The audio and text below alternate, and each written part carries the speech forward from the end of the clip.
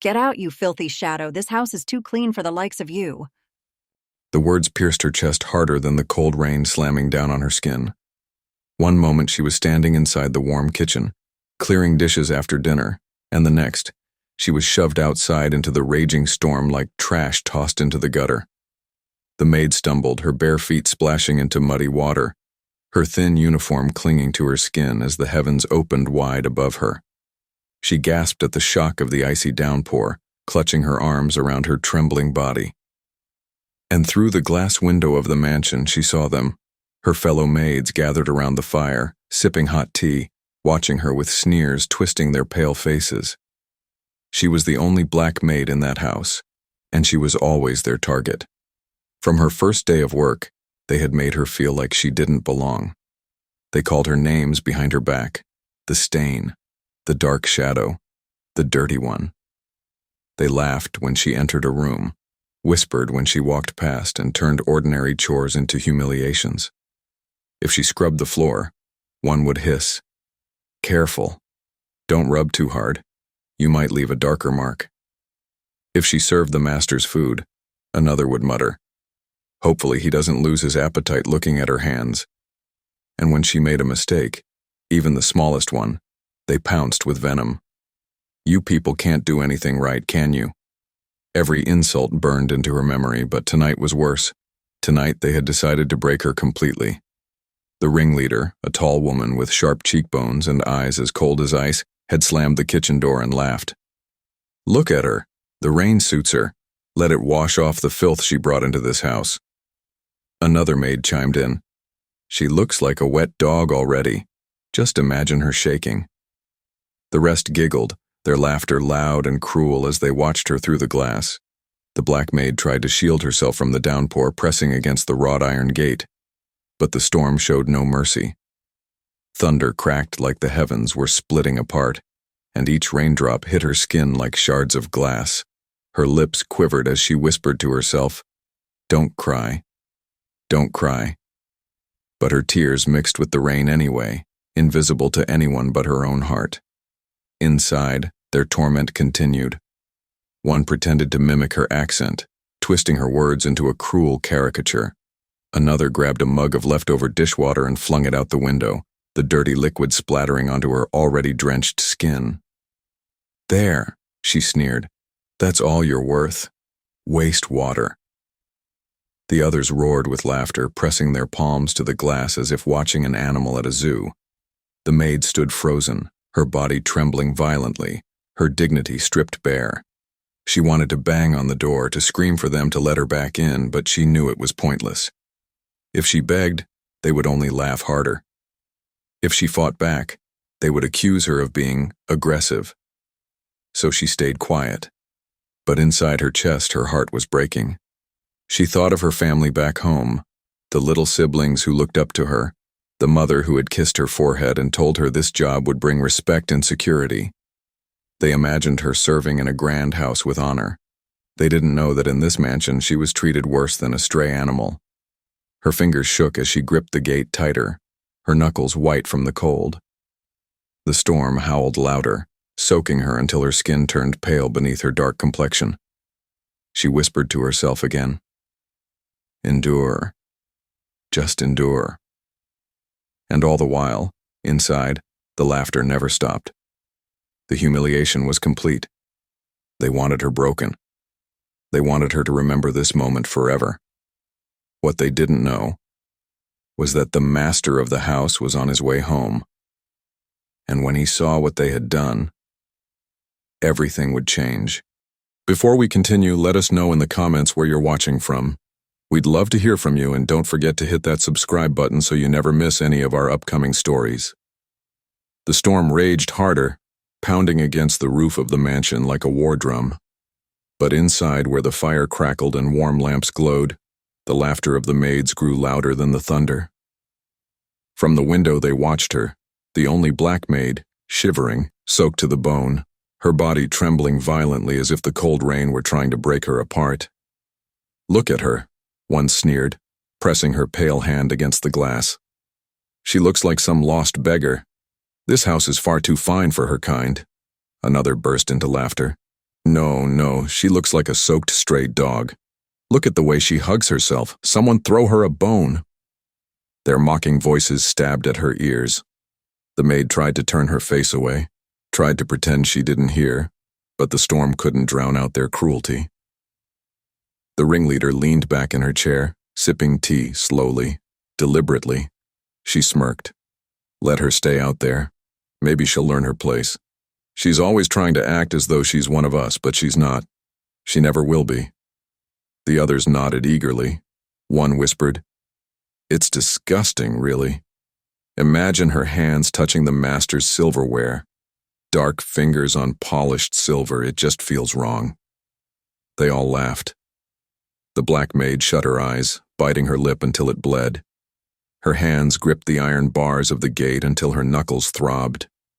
The cold water streamed down her body, soaking her completely. But the sting of their words burned hotter than any storm.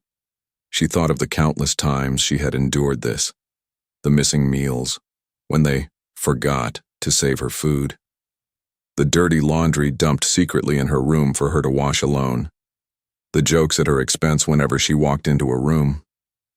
Tonight was no different, except that the humiliation was now visible, undeniable. Suddenly, the kitchen door creaked open. For a brief moment, hope flared in her chest. Maybe they had finally decided she had suffered enough. Maybe they would let her in. But instead, one of the younger maids appeared at the threshold with a bucket of leftover dishwater. She smiled wickedly. "Here, let me help you get cleaner." With a sharp flick, she tossed the dirty water into the storm. It splashed over the maid's already soaked uniform, greasy soap and scraps of food clinging to her skin. The group inside erupted into shrieks of laughter. The maid gasped, her chest tightening with shame. She wanted to cry out, but the words caught in her throat. She wanted to curse them, to fight back, but her pride whispered, "If you do, they'll destroy you completely." Her silence only fueled their cruelty. "Pathetic," the ringleader spat. Not even the courage to speak up, just like a slave. The word hit her harder than the rain. Slave. They had used it before in whispers, in cruel jokes, but tonight they said it openly. Her vision blurred with tears, but she forced herself to stand straight, clutching the gate like a soldier clutching a weapon. She would not give them the satisfaction of seeing her fall to her knees, but inside her heart cracked. Every insult tore at the memory of her mother's words. "This job will bring you respect. This job will give you dignity." But where was the dignity now? What respect was there in being locked outside like an animal while others sipped tea by the fire? The storm grew wilder, lightning splitting the night sky, illuminating her shivering figure for just a second before the darkness swallowed her again. The other maids gasped, not from pity but from amusement. "She looks like a ghost," one cackled. No, like some cursed spirit at the gate," another added, clutching her stomach with laughter. The black maid could no longer feel her fingers. Her legs ached, her lips turned pale, and her teeth chattered uncontrollably. Yet still she endured. And through her suffering they kept laughing. But what none of them knew was that headlights were approaching in the distance, slicing through the storm. The sound of an engine roared closer, unseen by the maids inside, who were too busy with their cruelty. Justice was on its way. The storm had swallowed her whole. Her soaked uniform clung like a second skin, heavy with water, dripping down her shivering frame. Her teeth clattered like brittle stones and her lips were turning blue. Yet still, she stood at the gate, enduring the merciless punishment. The laughter inside the mansion had dulled slightly, not out of pity but because the maids were growing bored of the game. One yawned. Another stretched lazily, tossing her empty teacup on the counter. "Let's leave her," the ringleader muttered coldly.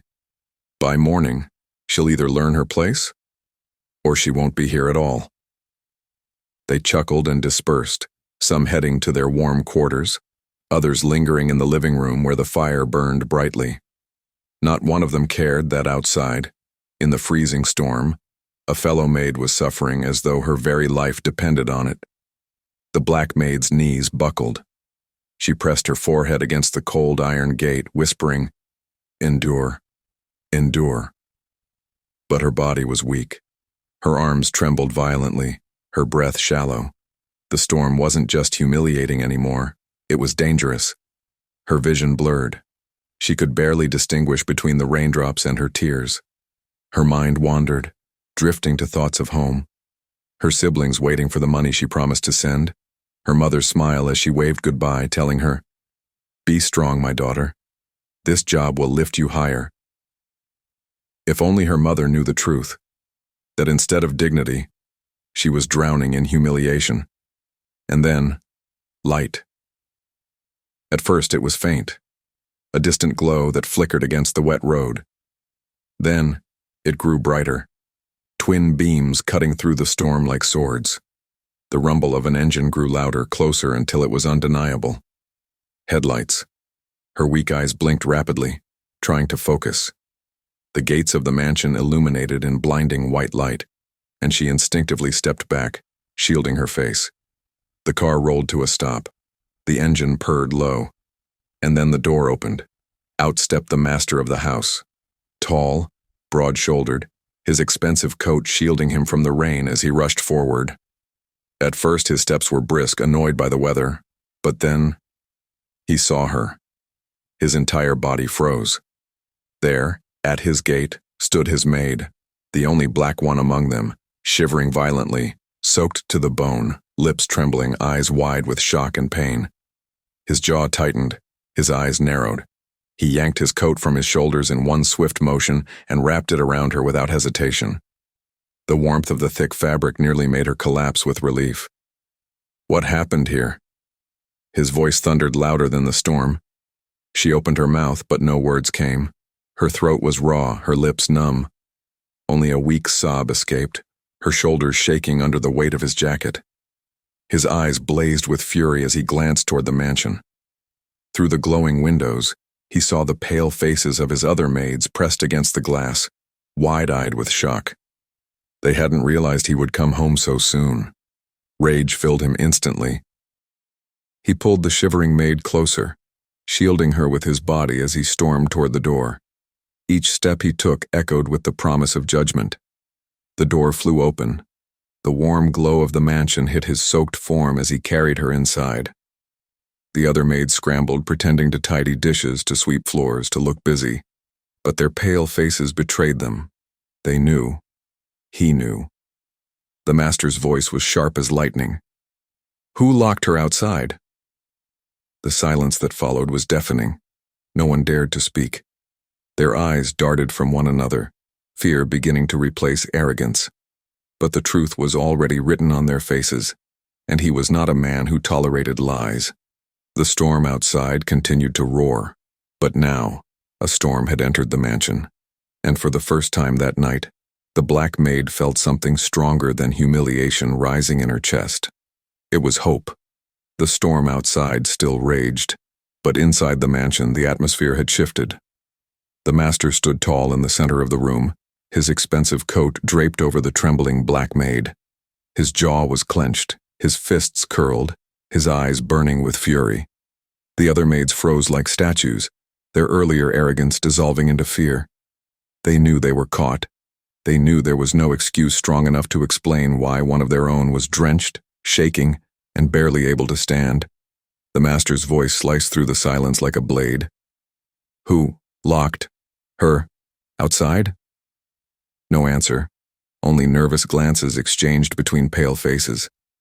He took a step forward, his presence towering, commanding.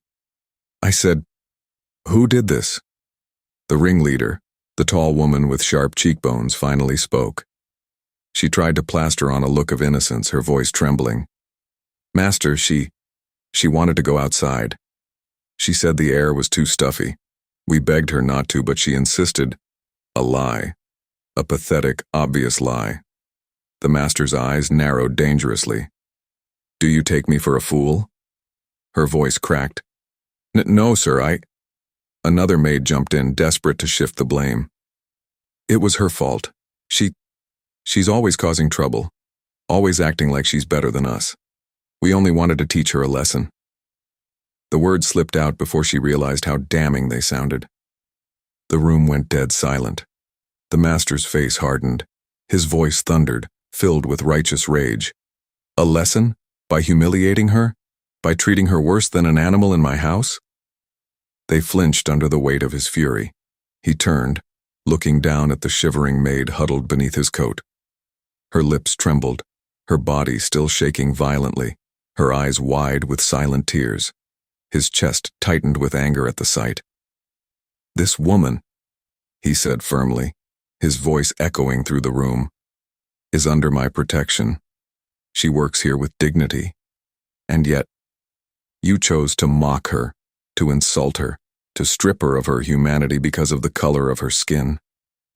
The ringleader opened her mouth, but the master raised his hand sharply. "Silence," he pointed at her, his face dark with wrath. "You, pack your things. You are finished here." Her face went pale. "Sir, please, you can't." "Out!" His voice roared, shaking the very walls. "There is no place in my house for cruelty, or for racists." The other maids gasped, their faces white with fear. The ringleader stumbled back, stammering, before finally scurrying away, her reign of terror broken in a single moment. The master's gaze swept over the remaining maids who trembled under his glare. "As for the rest of you," he said coldly, "you will remember this night.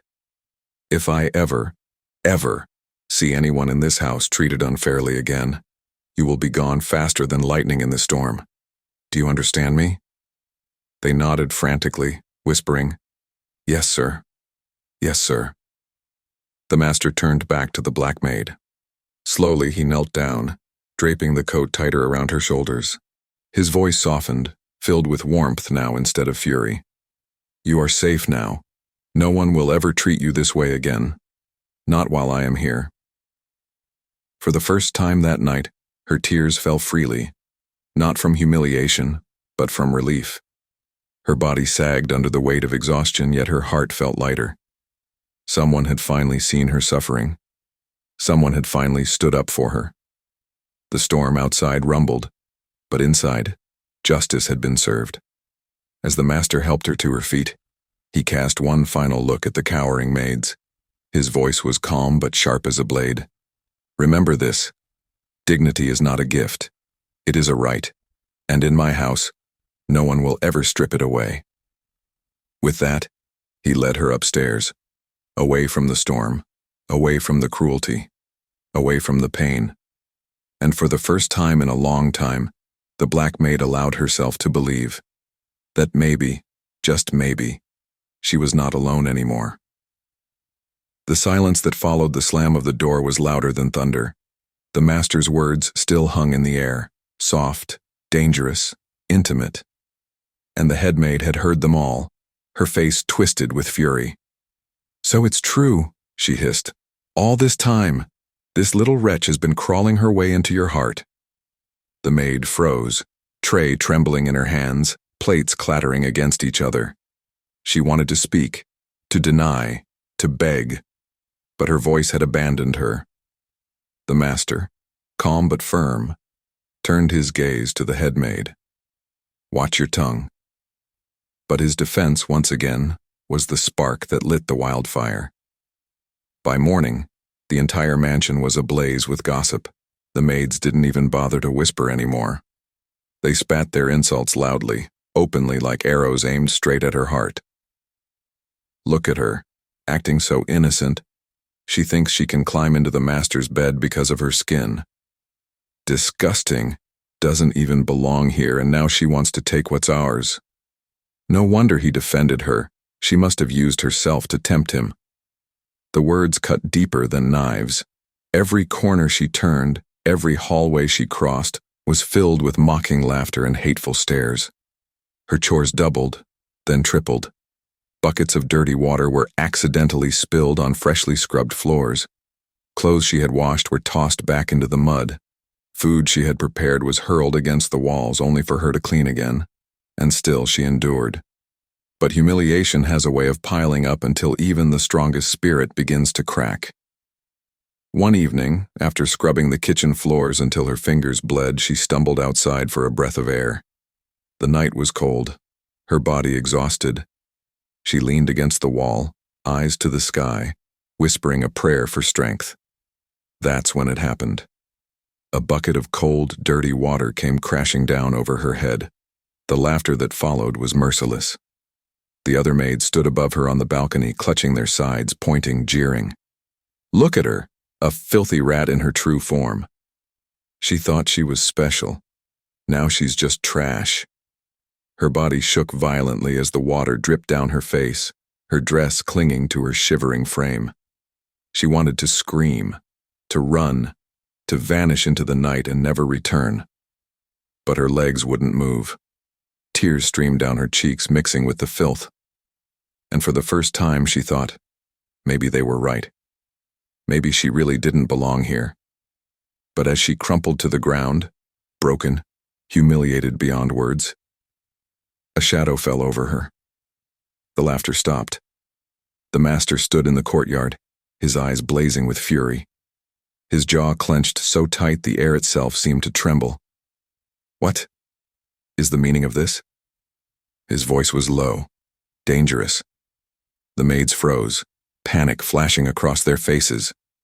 One stammered, Master, we were only...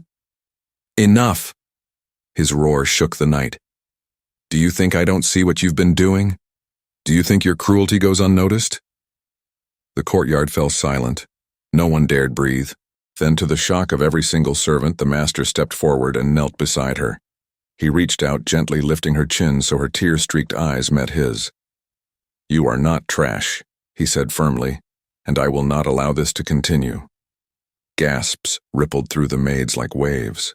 Their eyes widened, their mouths fell open. The master, their master, kneeling beside the black maid they had spent months humiliating. It was unthinkable. It was unforgivable. And it was the moment everything changed, because from that night on, the battle wasn't just between the maid and her tormentors. It was a war within the mansion itself. The head maid would not forgive this. The other servants would not forget it. And the master, he had just crossed a line that could never be uncrossed. The night after the courtyard incident, the mansion was no longer the same. The master's words, "You are not trash," still echoed in every corner of the house. And though they were meant to protect, they poisoned the air instead. The other maids could barely contain their outrage. They didn't whisper anymore. They didn't even try to hide their fury. They spat it out like venom. Imagine him kneeling for her. She bewitched him. That's the only explanation. Black magic. It must be. But no one was angrier than the head maid. For years she had ruled the household like a queen. Every servant bowed to her authority. Every decision passed through her hands. But that night in the courtyard had shattered her power. The sight of the master kneeling to defend a girl she had called worthless was more than an insult. It was a threat to her throne, and she wasn't about to let it stand. She gathered the servants in secret, her voice sharp as a blade. You've all seen it, she began, eyes blazing. The way he looks at her, the way he defends her. Do you know what happens if we allow this to continue? That girl, that black outsider, will rise above us all. She will turn from servant to mistress. And then what? What becomes of us? The room buzzed with uneasy murmurs. Some shifted uncomfortably. Others clenched their fists in agreement. She will destroy the order of this house, the head maid pressed on. Unless we destroy her first. Her plan was simple. Humiliation hadn't been enough. Whispered insults hadn't been enough. Even the bucket of filth hadn't broken her completely. No. If the girl wanted to stay, then she would need to be pushed to the point where she could never show her face again. And so, the cruelty escalated. The next morning, the maid found her bedding soaked, her only blanket torn into shreds. Her shoes were missing, stolen and hidden, forcing her to walk barefoot across the cold stone floors. The kitchen staff refused her food, sneering that if she wanted to eat, she should beg like the dog she was. But the worst was yet to come. One afternoon, while scrubbing the grand hall, she suddenly froze. The laughter of the other maids echoed from behind her, but this time it wasn't just insults. They had dragged in a bucket filled with soot and ashes from the fireplace. Before she could move, before she could speak, they tipped it over her head. Black dust clung to her skin, filled her nose and mouth, clouded her vision. "Now she looks exactly how she should," one jeered. "A filthy black crow in a house meant for doves," another sneered. Her chest heaved as she struggled to breathe, the ashes choking her throat. She collapsed onto her knees, coughing violently, her tears streaking through the soot on her face. The humiliation was unbearable. The laughter stabbed her ears. The hatred pressed down on her chest until she felt like she would suffocate. And then, just like before, the room fell silent. The master stood in the doorway, his face carved in stone, his fury radiating like fire. But this time, something was different. He didn't just look angry. He looked resolved. Without a word, he crossed the hall, pulled the maid gently to her feet, and shielded her trembling body with his own. His voice was low, steady, deadly. "This ends. Now." The servants froze in terror. Even the head maid faltered under his glare. But inside, her rage only grew hotter. How dare he humiliate her authority again? How dare he put this girl above the household she had built, the rules she had enforced? No, this was not the end. This was only the beginning. As the master led the trembling maid away, the head maid's eyes narrowed into slits.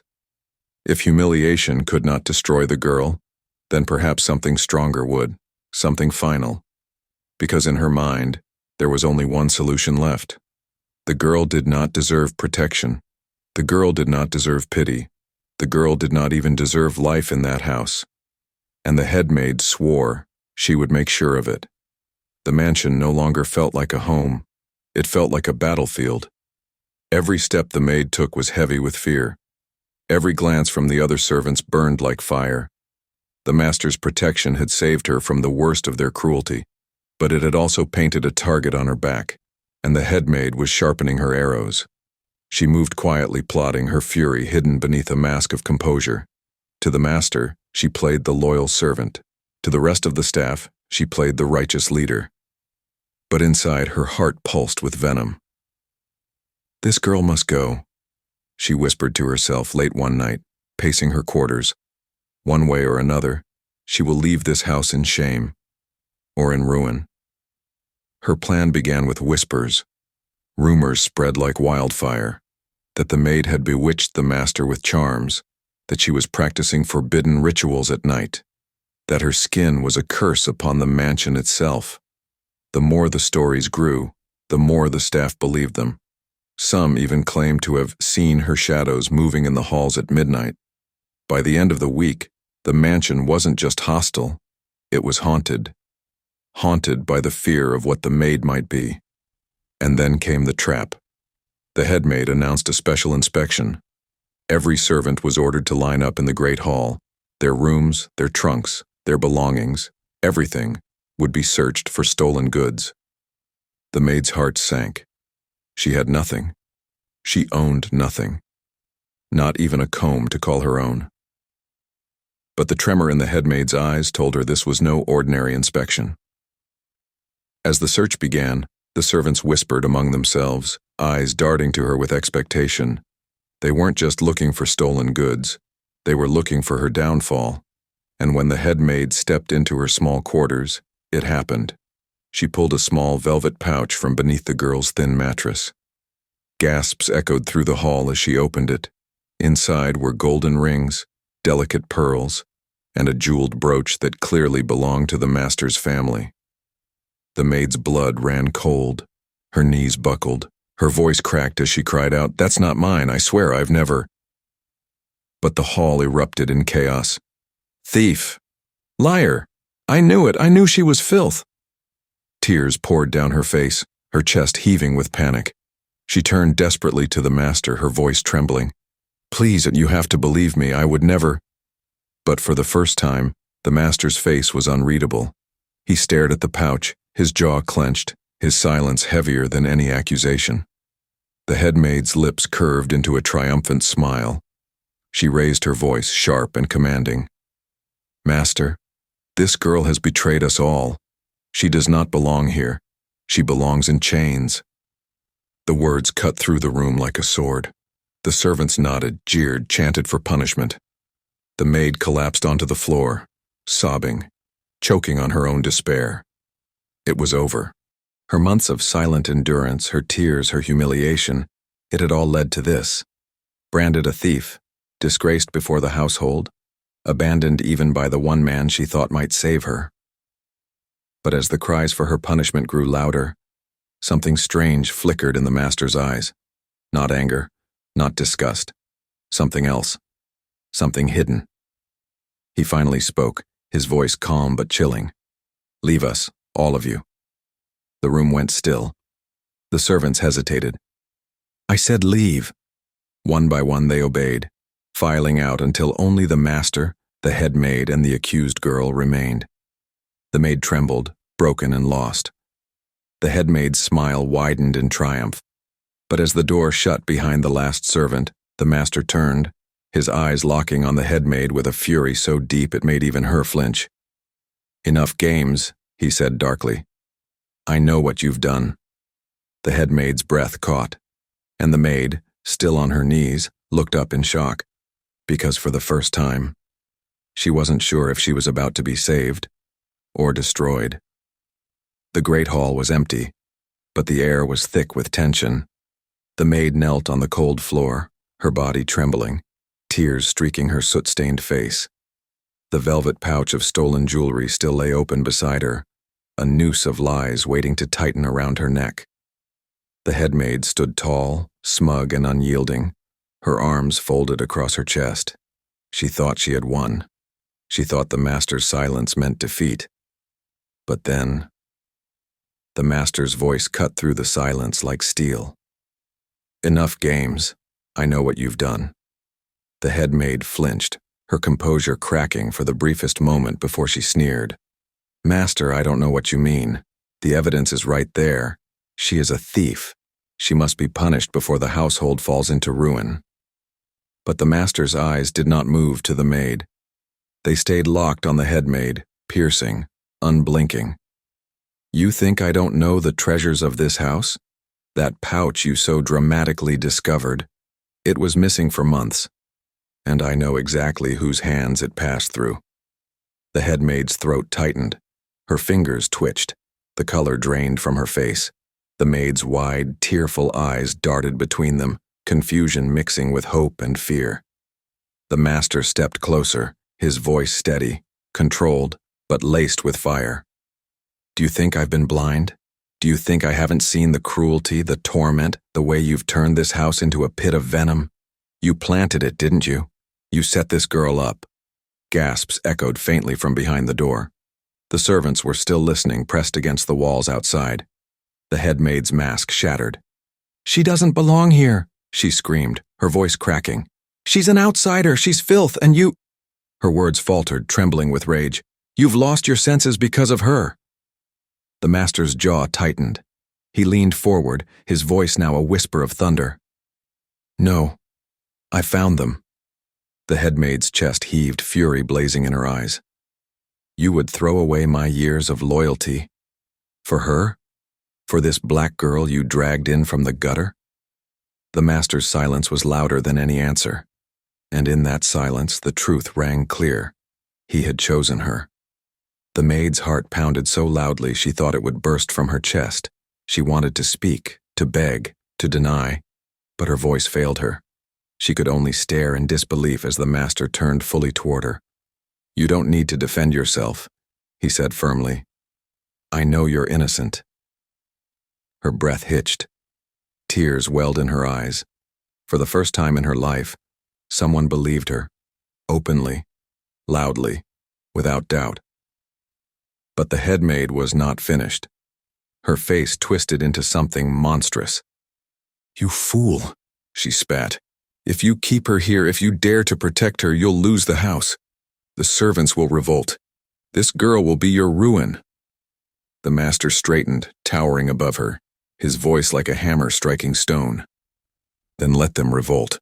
I will not allow another day of this madness. Not in my house." The words shattered the room. The power the head maid had clung to for years slipped from her grasp like sand through her fingers. But defeat only fueled her rage. She stepped forward, her finger jabbing toward the trembling maid. "She will destroy you, mark my words. You think she's your salvation, but she is a curse that will bring this house to ashes."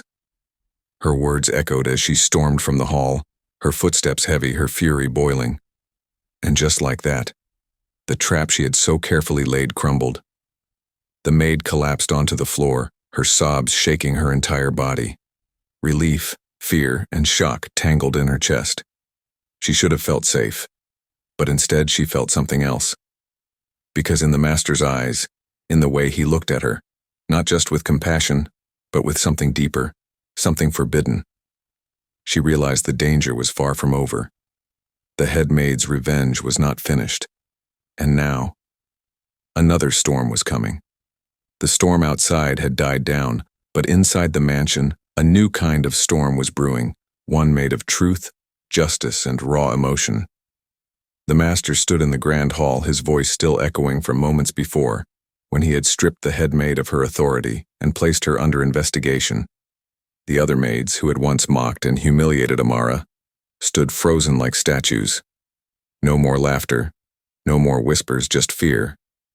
And there she was, Amara.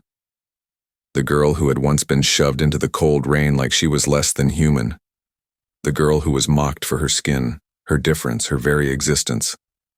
Now she stood in the center of the room, trembling, yes, but not from fear this time, from the overwhelming rush of finally being seen. The master turned to her. His eyes softened. "From this day," he declared, his voice steady, no one will treat you with anything less than dignity under my roof. You are not just a maid. You are a person, and you are under my protection." The maids gasped. Some lowered their heads in shame.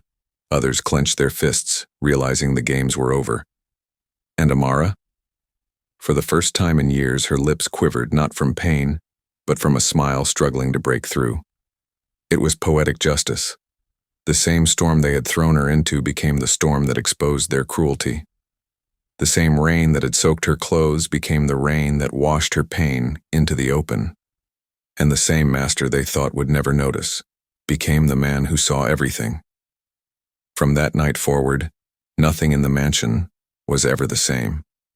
The other maids stopped their mocking, their whispering, their cruel laughter. Not because they had suddenly become good people, but because they had seen what justice looks like when the right eyes are finally watching. And Amara? She walked a little taller. Her eyes met the horizon with a new kind of hope. She wasn't just the only black maid anymore. She was the one who endured the storm and lived to see the light break through. What happens when the one they thought would break refuses to shatter? This story isn't just about Amara. It's about every single person who's been humiliated, sidelined, or treated as less just because they were different. If you felt that storm, if you've ever been in Amara's shoes, shivering while the world mocked, then you know this truth. The day always comes when someone finally sees you. If this story gripped you, don't just scroll away. Hit that follow, share this video with someone who needs to be reminded of their worth, and tell me in the comments, have you ever been Amara in your own story? Because sometimes the stories we share are the storms that help someone else find their light.